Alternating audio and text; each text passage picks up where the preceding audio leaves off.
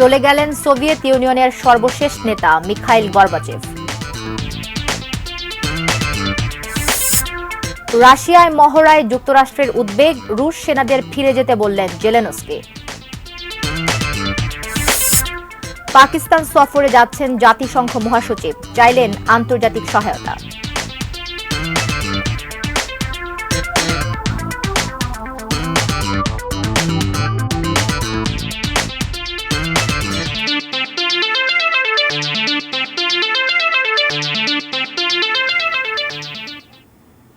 ATN news দেখছেন। দেশের বাইরের খবরাখবর নিয়ে প্রতিদিনকার নিয়মিত আয়োজন অ্যারাউন্ড দ্য ওয়ার্ল্ডের সঙ্গে আছি আমি জান্নাতুল ফেরদাউস কবিতা। এতক্ষণ শুনছিলেন শিরোনামগুলো,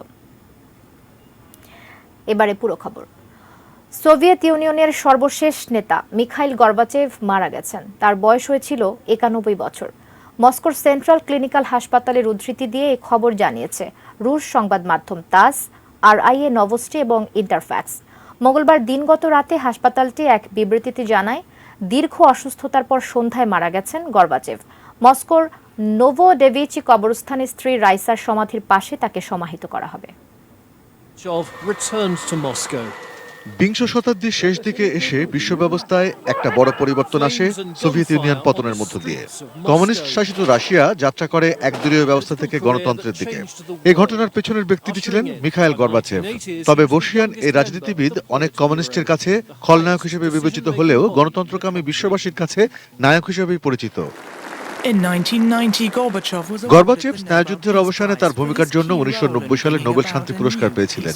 তবে রাশিয়ার অনেকেই তাকে সোভিয়েত ইউনিয়নের পতন এবং 1990-এর দশকের গোড়ার দিকে দেশটি যে সামাজিক ও অর্থনৈতিক সংকটের সাক্ষী হয়েছিল তার জন্য দায়ী বলে মনে করেন। দীর্ঘ প্রায় 8 দশকের কমিউনিস্ট শাসনের বেড়াজাল থেকে রাশিয়াকে মুক্ত করেছিল গর্বাচেভের বহুল আলোচিত পুনর্গঠন কর্মসূচি। 1988 সালে সোভিয়েত ইউনিয়নের কমিউনিস্ট পার্টির যে সম্মেলন অনুষ্ঠিত হয় তাতে সমাজতান্ত্রিক শাসন ব্যবস্থার ব্যাপক পরিবর্তন নিয়ে আসেন তিনি। এর পরের 3 বছরে সোভিয়েত ইউনিয়ন যাত্রা করে পরিকল্পিত অর্থনীতি থেকে বাজার অর্থনীতির দিকে। শুধু তাই নয়, প্রথমবারের মতো সংসদ এবং প্রেসিডেন্ট নির্বাচন অনুষ্ঠিত হয় সোভিয়েত ইউনিয়নে। 1985 থেকে 1991 সালে সোভিয়েত ইউনিয়নের পতন পর্যন্ত নেতৃত্ব দেন গর্বাচেভ। তিনি এমন সময় মারা গেলেন যখন রাশিয়া ইউক্রেনে তার সামরিক অভিযান চালিয়ে যাচ্ছে এবং মস্কো পশ্চিমাদের মধ্যে উত্তেজনা আবারও বেড়েছে। 1992 সালে একটি সংবাদ মাধ্যমকে দেওয়া সাক্ষাৎকারে গর্বাচেভ বলেছিলেন, আমি নিজেকে এমন একজন মানুষ হিসেবে দেখি যে দেশ, ইউরোপ এবং বিশ্বের জন্য প্রয়োজনীয় সংস্কারগুলো শুরু করেছিল। Arpan Maitra, desk report, ATN News. করোনায় আক্রান্ত হয়ে হাসপাতালে ভর্তি হয়েছেন মালয়েশিয়ার সাবেক প্রধানমন্ত্রী মাহাথির মোহাম্মদ। বুধবার করোনায় আক্রান্ত হওয়ার পর জাতীয় হৃদরোগ ইনস্টিটিউটে ভর্তি হন তিনি। আগামী কয়েকদিন হাসপাতালে পর্যবেক্ষণে রাখা হবে তাকে। তবে এই বিষয়ে আর বিস্তারিত কিছু জানানো হয়নি। হৃদরোগের জন্য জানুয়ারি মাসে দীর্ঘদিন হাসপাতালে চিকিৎসা নেন আধুনিক মালয়েশিয়ার স্থপতি হিসেবে পরিচিত 97 বছর বয়সী এই বিশ্ব নেতা। 2 বার মালয়েশিয়ার প্রধানমন্ত্রীর দায়িত্ব পালন করেন তিনি। প্রথমবার তার দায়িত্বকাল ছিল 1981 সাল থেকে 2003 সাল পর্যন্ত। সরকারের বিরুদ্ধে কোটি কোটি টাকা আত্মসাতের অভিযোগের পর 2018 সালে ক্ষমতায় আসে তার নেতৃত্বাধীন বিরোধী দলীয় জোট। 2020 সাল পর্যন্ত প্রধানমন্ত্রীর দায়িত্ব পালন করার পর ক্ষমতার দ্বন্দ্বের জেরে জোট ভেঙে গেলে পদত্যাগ করেন মাহাথির মোহাম্মদ। রাশিয়ার সাথে মহড়ায় অংশ নিতে সম্মতি দেয়া দেশগুলোর সিদ্ধান্তে উদ্বেগ জানিয়েছে যুক্তরাষ্ট্র। মঙ্গলবার এক বিবৃতিতে উদ্বেগ প্রকাশ করে হোয়াইট হাউস। সোমবার রুশ প্রতিরক্ষা মন্ত্রণালয়ের বিবৃতির পর এমন প্রতিক্রিয়া জানালো ওয়াশিংটন। বিনা উস্কানিতে যখন ইউক্রেনে নৃশংসতা চালাচ্ছে রাশিয়া, সে সময় দেশটির সাথে সামরিক মহড়ায় অংশগ্রহণ কতটা যুক্তিসঙ্গত তা নিয়ে প্রশ্ন তুলেছে বাইডেন প্রশাসন।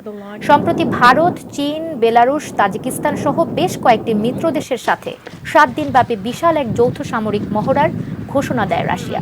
দেশটির পূর্বাঞ্চল, জাপান সাগর সহ বেশ কিছু জায়গায় স্থল, আকাশ এবং নৌপথে মহড়া চালাবে অন্তত 50,000 সেনা। এতে 140টি যুদ্ধবিমান, 60টি রণতরী সহ থাকবে বিভিন্ন ধরনের অস্ত্রের অন্তত 5,000 ইউনিট।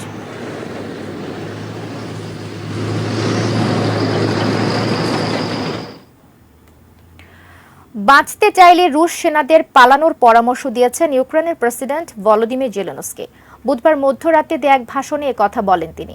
রুশ সেনাদের উদ্দেশ্যে জেলেনস্কি বলেন, ঘরে ফিরে যান, নিজেদের ভূমি পুনরুদ্ধার করছে ইউক্রেন। তবে নিরাপত্তার স্বার্থে ইউক্রেনের যুদ্ধ পরিকল্পনার বিষয়ে বিস্তারিত কিছু জানাননি তিনি। দক্ষিণাঞ্চল রুশ দখলমুক্ত করতে ইউক্রেনের সেনারা যখন তীব্র লড়াই শুরু করেছে, ঠিক তখনই এসব বললেন জেলেনস্কি। রুশ বাহিনীর রসদ সরবরাহ বিঘ্নিত করতে আকাশপথে দীর্ঘদিন ধরে হামলা চালানোর পর সোমবার থেকে স্থলপথে হামলা শুরু করেছে ইউক্রেন। তবে মস্কোর দাবি, দক্ষিণাঞ্চল ইউক্রেনের হামলা রুখে দিয়েছে রুশ সেনারা ও ব্যাপক ক্ষয়ক্ষতি হয়েছে ইউক্রেনের। মঙ্গলবার ক্রেমলিনের মুখপাত্র দিমিত্রি পেসকভ বলেন, যুদ্ধে ছক কষে এগিয়ে যাচ্ছে রাশিয়া।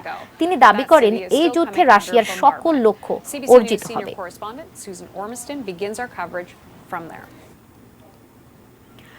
নিজেদের আকাশ সীমায় 3টি ড্রোন লক্ষ্য করে সতর্কতামূলক গুলি ছুঁড়েছে তাইওয়ান। তাইওয়ানের প্রতিরক্ষা মন্ত্রণালয় জানায়, যদিও তারা নিশ্চিত নয় এগুলো কাদের ড্রোন, তবে গুলি ছোড়ার পর চীনা ভূখণ্ডের দিকে ফিরে যায় ড্রোনগুলো। তাদের সন্দেহ এগুলো চীনের ড্রোন হতে পারে।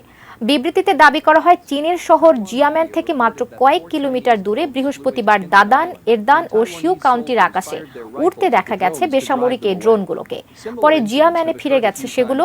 এর আগে কয়েকবার চীনা ড্রোনের বিরুদ্ধে তাদের আকাশসীমা লঙ্ঘনের অভিযোগ করে তাইওয়ান। এই প্রথমবারের মতো গুলি ছুড়ল তারা। শুরু থেকেই এই অভিযোগ অস্বীকার করে আসছে বেইজিং। সর্বশেষ ঘটনার বিষয়েও কোনো মন্তব্য করেনি তারা।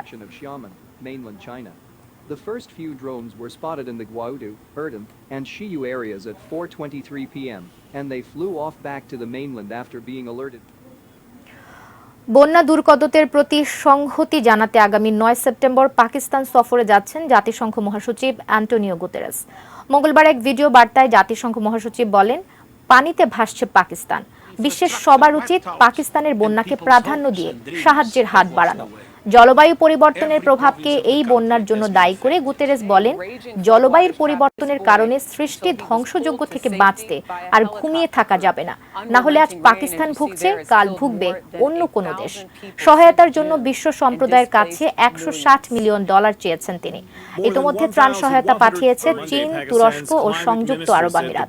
পাকিস্তানে প্রলয়ঙ্করী বন্যায় ক্ষতিগ্রস্ত মানুষকে মানবিক সহায়তা হিসেবে $3 কোটি তহবিল দেবে যুক্তরাষ্ট্র। এই পর্যন্ত ক্ষতিগ্রস্ত হয়েছে 3.30 কোটির বেশি মানুষ। মৃতের সংখ্যা 1100 ছাড়িয়েছে। আশ্রয় কেন্দ্রে আছেন 50,000-এর বেশি মানুষ। This year, which caused rivers and dams to overflow. 33 million people in Pakistan have been impacted. Around the ওয়ার্ল্ডের এই পর্যায়ে একটা বিরতি নিয়ে ফিরছি। ফিরে এসে অন্যান্য খবরের সঙ্গে আরো যা থাকছে। সামাজিক মাধ্যমে পোস্টের কারণে সৌদি নারীর 45 বছর কারাদণ্ড।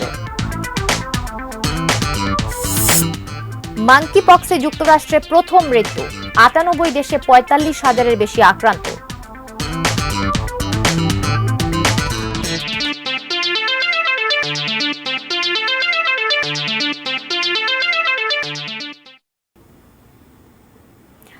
অ্যারাউন্ড দ্য ওয়ার্ল্ডে সবাইকে আরো একবার আমন্ত্রণ জানাচ্ছি। মাঙ্কি পক্সে যুক্তরাষ্ট্রের টেক্সাসে প্রথম একজনের মৃত্যু হয়েছে। হ্যারিস কাউন্টি শহরের এক পূর্ণবয়স্ক ব্যক্তি মারা গেছেন। দেশটির 50টি প্রদেশের সবগুলোতেই এই ভাইরাসে আক্রান্তের খোঁজ মিলেছে। সব মিলিয়ে দেশটিতে 18,000-এরও বেশি মানুষ আক্রান্ত হয়েছে। টেক্সাসের স্বাস্থ্য দপ্তর নাগরিকদের সতর্ক করে বলেছে, আক্রান্ত ব্যক্তির সঙ্গে সরাসরি সম্পর্ক এড়িয়ে চলতে হবে। যারা আক্রান্ত হয়েছেন তারা যেন অন্যের সংস্পর্শ এড়িয়ে বাড়িতে থাকেন, যতদিন না পর্যন্ত ঘা শুকিয়ে নতুন ত্বক তৈরি হচ্ছে।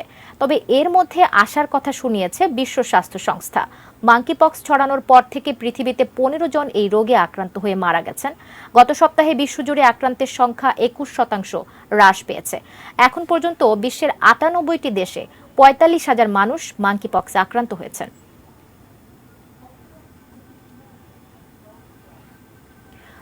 করোনায় গত 24 ঘন্টায় বিশ্বে 1,559 জনের মৃত্যু হয়েছে। নতুন করে 5,43,000-এর বেশি শনাক্ত হয়েছেন। এ নিয়ে মৃত্যু বেড়ে দাঁড়িয়েছে 64,91,960 জনে। শনাক্ত 60,71,75,000 ছাড়িয়েছে। দৈনিক মৃত্যুতে শীর্ষে যুক্তরাষ্ট্র। 24 ঘন্টায় সেখানে 49,906 জন সংক্রমিত এবং 251 জন মারা গেছেন। একদিনে সবচেয়ে বেশি 1,25,907 জন শনাক্ত হয়েছে জাপানে। মারা গেছেন 248 জন। দক্ষিণ কোরিয়ায় সংক্রমিত 1,15,519 জন এবং মারা গেছেন 71 জন। 24 ঘন্টায় ব্রাজিলে 196 জনের মৃত্যু হয়েছে, ফ্রান্সে 24 ঘন্টায় সংক্রমিত 27,358 জন এবং মারা গেছেন 72 জন। একদিনে ইতালিতে সংক্রমিত 31,087 জন এবং মারা গেছেন 98 জন। রাশিয়ায় 24 ঘন্টায় মারা গেছেন 94 জন। এছাড়া অস্ট্রেলিয়ায় 75, ইরানে 44, ফিলিপাইনে 53, স্পেনে 35 এবং পোল্যান্ডে 29 জনের মৃত্যু হয়েছে।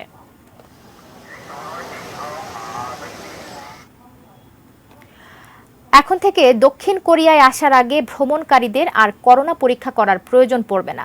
শনিবার থেকে কার্যকর হবে এই নতুন নিয়ম। বুধবার বিষয়টি নিশ্চিত করেছে স্থানীয় বার্তা সংস্থা ইয়ানলোক। এই সংক্রান্ত সরকারের উপদেষ্টা কমিটির পরামর্শে বিদেশি ভ্রমণকারীদের দক্ষিণ কোরিয়ায় প্রবেশের আগে পিসিআর টেস্টের বাধ্যবাধকতা তুলে নেওয়ার সিদ্ধান্ত নিয়েছে সিওল। করোনা মহামারী দেখা দেওয়ার পর এশিয়ার যে সকল দেশ নিজ সীমান্ত বন্ধ করে দেয় ও ভ্রমণের উপর নিষেধাজ্ঞা আরোপ করে তাদের মধ্যে অন্যতম হল দক্ষিণ কোরিয়া। টিকা নেওয়া বিদেশি ভ্রমণকারীদের ওপর এপ্রিলে নিষেধাজ্ঞা তুলে নেওয়া হয়, বাতিল করা হয় কোয়ারেন্টিনে থাকার নিয়মও। তবে এতদিন পর্যন্ত বহাল ছিল দক্ষিণ কোরিয়ার প্রবেশের আগে করোনা পরীক্ষার বাধ্যবাধকতা। এখন সেই নিয়মও তুলে নেওয়ার সিদ্ধান্ত নিল দেশটি।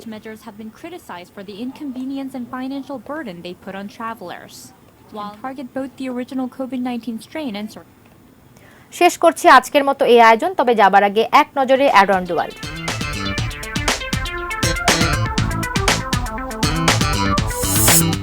চলে গেলেন সোভিয়েত ইউনিয়নের সর্বশেষ নেতা মিখাইল গর্বাচেভ।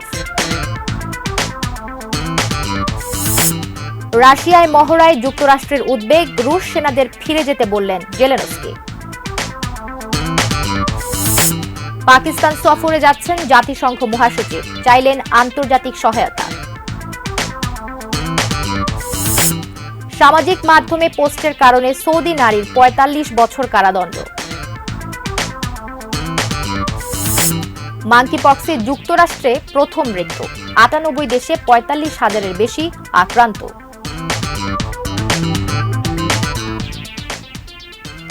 দর্শক, এই ছিল অ্যারাউন্ড দ্য ওয়ার্ল্ড। কাল আবারও দেখা হবে একই সময়। সেই পর্যন্ত সঙ্গেই থাকুন, দেখতে থাকুন এটিএন নিউজ। আর এটিএন নিউজের ব্রেকিং নিউজ আপনার মোবাইলে পেতে টাইপ করুন *AN এবং পাঠিয়ে দিন 5959 এই নম্বরে। ধন্যবাদ এতক্ষণ সঙ্গে থাকার জন্য।